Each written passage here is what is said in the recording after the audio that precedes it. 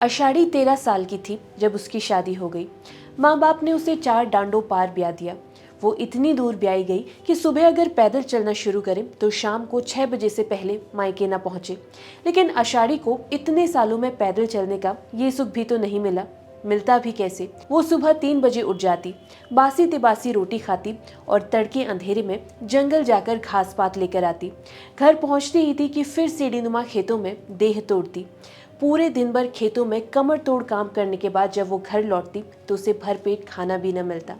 सास आषाढ़ी की खार खाती, इतना ज्यादा खार कि खाने में उसके हिस्से सिर्फ बचा पुचा ही आता। अधपेट खाकर भी आषाढ़ी काम में जुट जाती और कमर तोड़ काम करने के बाद जब रात के पहर में वो घर लौटती तो पहले घर से कई किलोमीटर दूर स्थित नौले धारे से पानी लेकर आती, फिर जाके खाना बनाती और तब कहीं वो आराम कर पाती। इन कुछ घंटों की नींद में भी वो कभी अपने पति की कुशल मंगल सोचती या फिर मायके की याद में खोई रहती।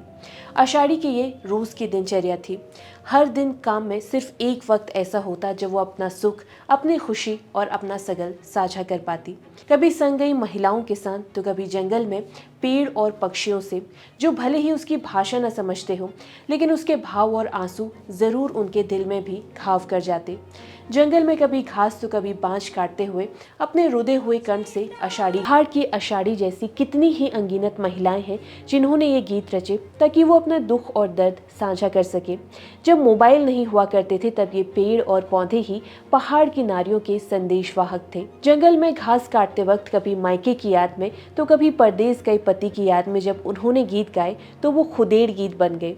कभी जब सांग गई महिलाओं के साथ उन्होंने दुख को साझा किया तो वो बाजूबंद और न्योली हो गई। पहाड़ की नारी के इन खुदेड़ गीतों से ही निकल कर आती है सदै की कहानी। गीत गाथा के इस एपिसोड में आज बात सदै की। आखिर कौन थी ये सदै, क्यों गाई जाती है सदै, और जानेंगे उन हालातों के बारे में भी जिन हालातों में जंगल के ये पेड़ पौधे और आकाश के पंछी भी पहाड़ी नारी के दुख सुनने वाले अपने बने। आज बात सदै की और उसके दुख की जो गीत बनकर फूटे।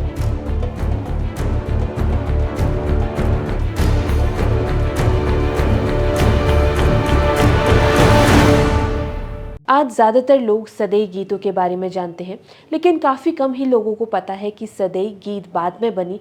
पहले वो पहाड़ की एक महिला थी जिसका दुख और प्रेम इतना बड़ा था कि वो लोकगीत बन गई। सदै पौड़ी गढ़वाल के राठ क्षेत्र की एक लड़की थी जिसका विवाह कर्णप्रयाग क्षेत्र के थाती कथुड़ में हुआ था। शादी के कई वक्त बाद भी जब मायके वाले उसकी सुध लेने न आए तो उसने मायके जाने वाले रास्ते पर एक जगह पर सिलंग का एक पौधा लगा दिया जहां से उसके मायके के पहाड़ नजर आते थे। वो रोज सिलंग को पानी से सींचती और उसके सामने अपना दुख जाहिर करती। कभी रोती तो कभी गुस्से में होती कि क्यों उसके मायके वाले उसकी सुध लेने नहीं आते हैं। चैत के महीने में जब गांव की बेटी बुआरियों के भाई भिठौली लेकर आते तो उसका दुख और ज्यादा बढ़ जाता। एक दिन सदै ने अपने मायके की कुल देवी झाली माली से मनोकामना की कि काश उसका भी एक भाई होता। ऐसा होता है तो देवी जो भी मांगेगी वो उसे अर्पित कर देगी। दरअसल सदै का एक भाई था, हालांकि इसकी जानकारी सदै को नहीं थी क्योंकि उसके भाई का जन्म उसके ब्याह के बाद हुआ था। सदै के भाई सदैव को एक दिन सपने में दिखता है कि उसकी बहन मायके की खुद में झुरी जा रही है। तब दूसरे दिन वो अपनी माँ से सवाल जवाब करता है और तब जाके उसको सदै के बारे में पता चलता है। सदैव भी ये तय करता है कि वो अपनी बहन से मिलने जाएगा। डाकुओं और जंगली जानवरों के डर को दरकिनार कर वो निकल पड़ता है अपनी बहन सदै से मिलने। वो सदै के घर पहुंचता है, उसे अपने बारे में बताता है और सदै भी अपने आंसू पोंछकर अपने भाई की खूब आवभगत करती है। सदैव उससे मिलने आ चुका था, लेकिन अब बारी सदै को अपना वचन पूरा करने की थी। वो माँ झाली माली के पास 8 यानी कि 7 बकरे और एक भैंस लेकर पहुंच गई, लेकिन तभी एक आकाशवाणी हुई कि माँ को मानव बलि चाहिए। सदै ने अपनी बलि देनी चाहिए लेकिन देवी ने उसे अस्वीकार कर दिया। सदै के सामने देवी ने शर्त रखी कि वो अपने छोटे भाई की बलि दे सकती है या फिर अपने 2 छोटे छोटे बच्चों की जो अभी अपने मामा के साथ खेल रहे थे। सदै को अपने भाई के आने की इतनी खुशी थी कि वो किसी भी हाल में उसको खोना नहीं चाहती थी, इसीलिए उसने भारी मन से अपने 2 बच्चों की बलि दे दी। ये देखकर झाली माली देवी प्रसन्न हुई और उसने सदई को घर के अंदर जाने को कहा। जब सदई घर के अंदर गई तो उसने देखा कि उसके दोनों बच्चे अपने मामा के साथ पहले की तरह खुशी से खेल रहे थे और इस तरह सदई अपनी परीक्षा में पास हो गई थी। एक दूसरी कहानी सदई की और मिलती है जिसका जिक्र गोविंद चातक ने किया है, जिसे वो सबसे लोकप्रिय बताते हैं। इस कहानी में जिक्र आता है कि सदई से जब सालों बाद उसका भाई मिलने आया तो उसकी सौत जल भुन गई। उसने धोखे से सदैव को जहर देकर मार दिया। भाई का मृत शरीर देखकर सदई दुख में डूब गई और अपने इष्ट देवता झाली माली और शिव को पुकार कर कहने लगी कि वो सदैव को ठीक कर दे और बदले में वो जो चाहे वो देगी। देवी देवता सदैव को ठीक कर देते हैं, लेकिन बदले में वो सदैव या फिर सदई के बच्चों की बलि मांगते हैं। सदई भाई को फिर से नहीं खोना चाहती थी, इसलिए उसने अपने बच्चों की बलि दे दी, लेकिन आखिर में उन्हें भी वे जीवित पाती है। सदई की कथा सदियों से चली आ रही है। ध्याड़ियों के गांव में ओझियों ने जब तब सदई की इस कहानी को नई पीढ़ी तक पहुंचाने का काम किया है। सदई का एक वर्जन चैती गीतों में भी मिलता है। इसमें बताया जाता है कि सौतन के सदैव को जहर देकर मारने की खबर सुनकर सदई भी जहर खा लेती है और इसके बाद वो भी मर जाती है।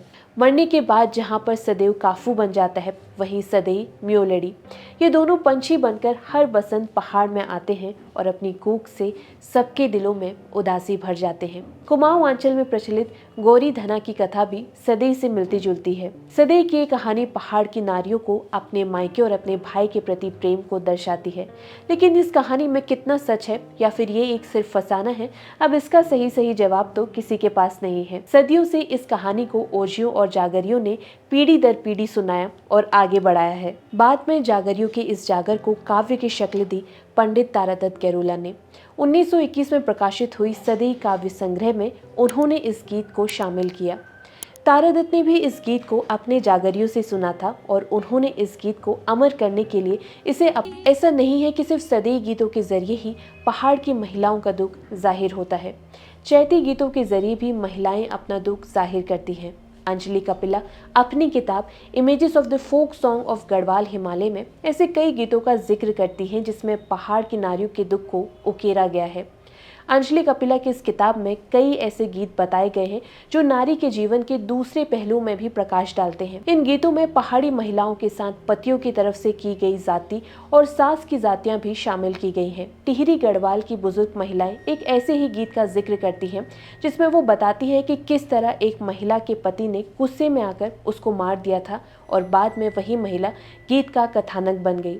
वहीं घास लेने गई महिला जो पहाड़ से गिरकर मर गई, वो और उसकी तकलीफें भी गीतों में शामिल किए जाते हैं। ये गीत बताते हैं कि पहाड़ की नारियों को न सिर्फ मायके की वेदना झेलनी पड़ती थी, बल्कि सास के ताने, पति के हिंसक व्यवहार का सामना भी करना पड़ता था। समाज के बंधनों में बंधी पहाड़ की नारी का दुख सुनने वाला कोई भी नहीं था। जब किसी ने भी उसका दुख नहीं सुना तो उसने जंगल के पेड़ पौधों को ही अपना बना लिया और उनसे कभी मायके को संदेश पहुंचाने की अपील की तो कभी उनके सामने अपने आंसू साझा किए और इस तरह तैयार हुए पहाड़ की महिलाओं के खुदेड़ गीत। डॉक्टर गोविंद चातक ने खुदेड़ गीत को लेकर लिखा है कि पर्वतीय प्रदेश में देहतोड़ श्रम, पति का दुष्व्यवहार और आर्थिक अभाव, इसके साथ ही नारी के प्रति हीनता का भाव और सास की अधिकार भावना से नारी का जीवन भावनाओं से भरा हुआ होता है। चातक लिखते हैं कि जब पति ममत्वहीन और सास अधिकार जमाने वाली होती है तो वो घर जेल से कम कैसे हो सकता है। यहाँ परिवार के तीखे बोल ही हिंसा का काम करते हैं। गढ़वाल के खुदेड़ गीत हो चाहे कुमाऊं के न्योली गीत, ये सब दिखाते हैं कि पहाड़ की महिलाओं का जीवन कितना मुश्किल और दुखों से भरा हुआ है। ये गीत दर्शाते हैं कि जहाँ महिलाएं पर्दे में स्वतंत्र रही, वहाँ वो पहले काम के बोझ में दबी रही और फिर मायके की खुद और ससुराल के दुख ने उनके दिल में छेद किए, लेकिन वो सब झेल कर चलती रही और जंगलों में जाकर इन गीतों में दुख गाकर बढ़ती रही। महिलाएं उत्तराखंड की इकोनॉमी की रीढ़ कैसे बनी, इसका जवाब 2011 की जनगणना से मिलता है। जनगणना के मुताबिक 64% उत्तराखंडी महिलाएं किसान हैं, जबकि 84.4% महिलाएं कृषि श्रमिक यानी कि वो जो दूसरों के खेतों में काम कर जीवन व्यापन करती हैं। इकोनॉमी में उत्तराखंड की महिलाओं की भागीदारी दूसरे राज्यों के मुकाबले काफ़ी ज़्यादा है, लेकिन इसके बावजूद भी उन्हें क्रूशल लेबर का दर्जा नहीं मिला है। Indian journal of him farming में एक लेख के मुताबिक उत्तराखंड की महिलाएं हर दिन औसतन 16 घंटे 39 मिनट काम करती हैं और इसमें उनका कुल समय का 29.35% सिर्फ कृषि से जुड़े काम निपटाने में ही चला जाता है। हिमालय रिसर्च सेंटर के सर्वेक्षण के मुताबिक 1 एकड़ खेत में बैल की एक जोड़ी एक साल में 1064 घंटे, एक पुरुष 1212 घंटे और एक महिला 3465 घंटे काम करती है। यानी कि पहाड़ की महिलाएं जानवरों से भी ज्यादा काम करती हैं। लेकिन इसके बावजूद भी जब कृषि नीतियां बनाई जाती हैं तो महिला किसानों की आवश्यकताओं को दरकिनार कर दिया जाता है। सड़क, स्कूल और अस्पताल ना होने का सबसे ज्यादा खामियाजा उन्हें ही भुगतना पड़ता है। वो जंगल गई तो बाघ के हमले से बचने की चुनौती, अस्पताल ना होने की वजह से गर्भवती होना उसके लिए एक काल हो गया। उत्तराखंड बदल रहा है, लेकिन जो नहीं बदल रहा है वो है यहाँ की ग्रामीण महिलाओं का जीवन।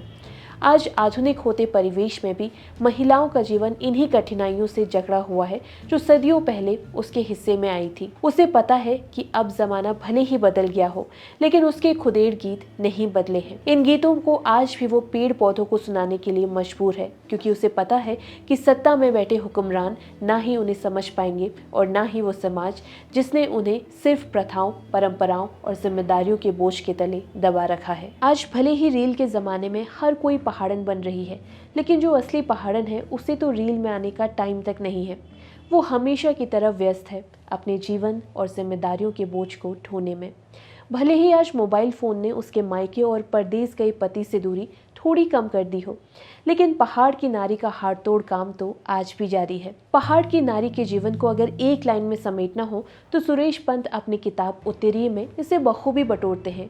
वो लिखते हैं कि उसने हर तरह की परिस्थितियों से खुद को आत्मसात कर लिया है, क्योंकि उसे मालूम है कि वो एक मशीन पहले है, माँ, पत्नी और स्त्री बाद में।